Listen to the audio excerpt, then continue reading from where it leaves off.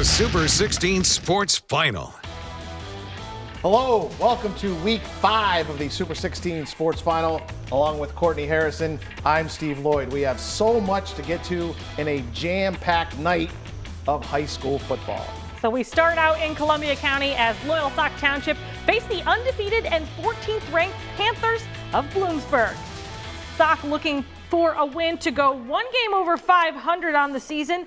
The Lancers were leading 7-0. Quarterback Danny Dowell gets the pass to Jaleel Coates with the one-handed grab. He turns upfield with the blocker ahead, and after a couple of nice cutbacks, he's into the end zone. The extra point is blocked, and it's 13-0. The Panthers in the red zone a few drives later. Wyatt Brocious goes to pass, and that's intercepted by Dowell. That kills a promising drive for the Panthers.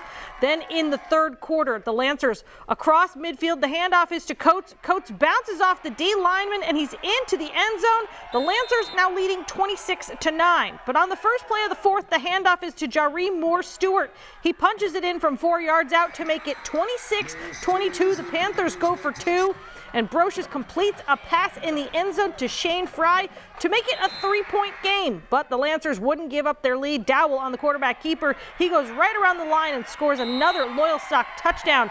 Loyalsock with the upset 32-23 over Bloomsburg. Here's Moore with the winning Lancers. I mean, it was a whole team effort. Our line up front did great. Defense did great. Couldn't do it without any of them. It was a great week of practice and a great group of guys. Really, this is a whole team win, but it's really just part of the whole team story. And the reality is, as I've said to everyone else, when we're done with this, let's write the one that we want. Make sure we put pen to paper and analyze it as we'd like to see. And we're not going to read our own book as we go through the season, but at the end of this thing, let's make sure we walk off the field smiling. But as we're processing, truly just focusing on the moment, obsessing on the details, and making our way to be the best versions of ourselves in the moment that we're living. Southern Columbia climbing back into the countdown after a 3-game winning streak. Week 1 was the loss to Wyomissing, and now taking on the Blue Jays of Central Columbia. Braden Andrews takes the opening kickoff all the way into Blue Jay territory, then knocks it in the end zone. Tigers go up 7-0. On the next drive, quarterback Aiden Hockenbrock drops back to pass. It's complete to Grady Garcia. This is good for a first down. He's brought down at the 10-yard line. Then Hockenbrock times a pass to perfection into the hands of Nathan Gallagher for another Tigers TD. The extra point is missed. It's 13-0. Still in the first quarter, Tigers lead by 20. Garcia again here showed off his speed on the 45-yard run in for the score, and number 15 Southern Columbia wins it 48-0 over the Blue Jays of Central Columbia. Here are some other scores from around District 4. Number 1 Shamokin, 35-7 win over Central Mountain. Number 4 Line Mountain, they pick up another victory, 33-20 over Upper Dauphin. And number 5 Jersey Shore, 42-14 over Shikellamy.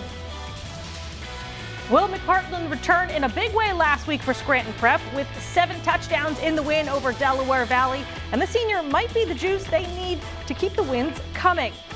It was a beautiful night for some football as Prep takes on from Scranton from Veterans Memorial Stadium in Dunmore.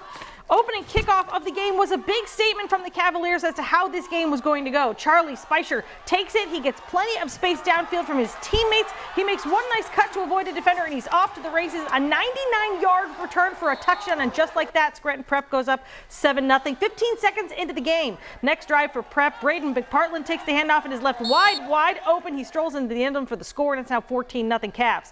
Plenty of huge long plays. This one courtesy of McPartland to another. Will to Braden. He takes off down the sidelines, shakes off a defender near the 30, and he says, see ya. It's a 72-yard passing touchdown. It's now 21-0 Prep. Later in the second, Prep still up 21-7, and get ready for another huge play. Will McPartland gets some great blocks and just pops out into the open, going down the sidelines, 66 yards for the touchdown to go back up 21 points.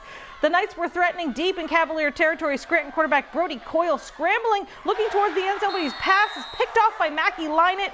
Then on the very next play, Prep capitalizes on a huge pass from McPartland to Noah Krishwick. It's a 79-yard passing touchdown. You can bet your bottom dollar you'll likely say a play of the week out of this game from Prep as the Cavs roll over the Knights 42-14, the final.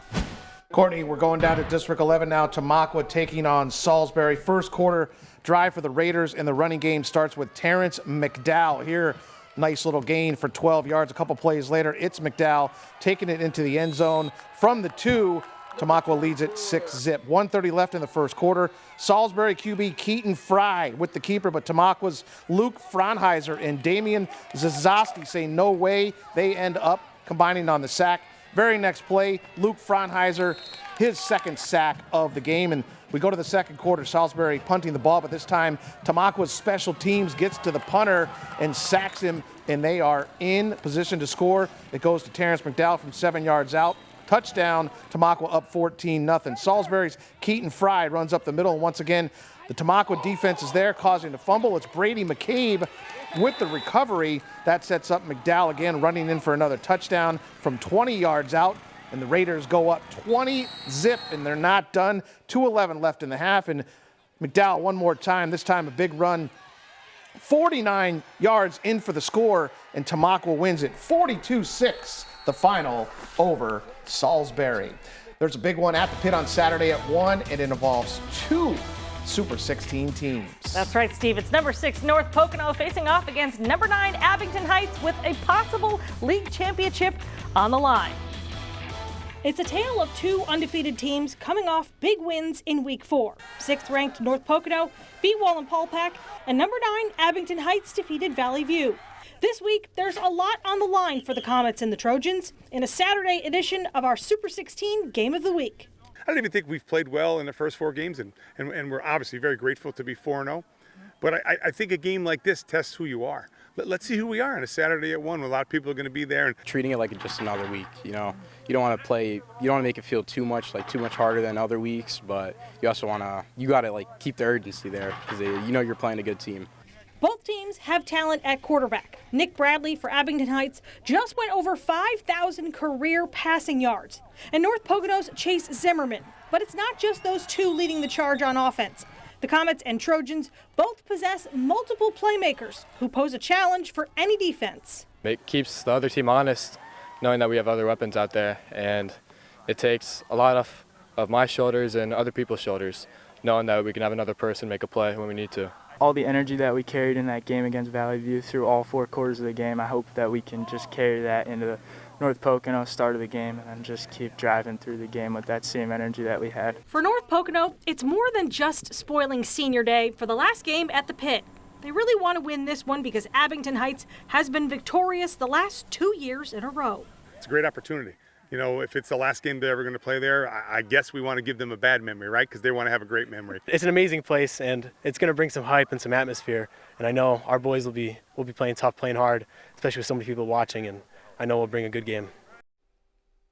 When we come back, a trip out to the back mountain to see Coach Manello's team. We'll see if the Mountaineers put a hold on the Patriots or would Pittston pile up the points next on the Super 16 Sports Final.